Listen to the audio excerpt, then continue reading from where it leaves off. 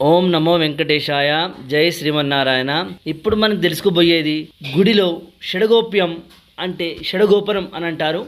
తల మీద పెట్టడం ద్వారా ఏం ఫలితం వస్తుంది అన్న విషయం దానిపై ఇప్పుడు మనం తెలుసుకుందాం. దేవాలయంలో దర్శనం అయ్యాక తీర్థం షడగోప్యం తప్పక తీసుకోవాలి.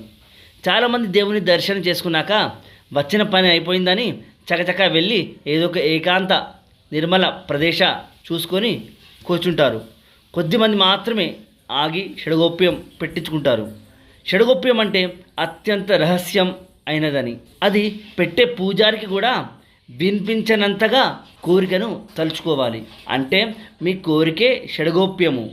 మానవునికి శత్రువులైన కామము, క్రోధము, లోభము, మోహము, మదము, మాశ్చర్యముల వంటి వాటికి ఇక నుండి దూరంగా ఉంటామని తలుస్తూ తల వంచి తీసుకోవటము మరో అర్థం.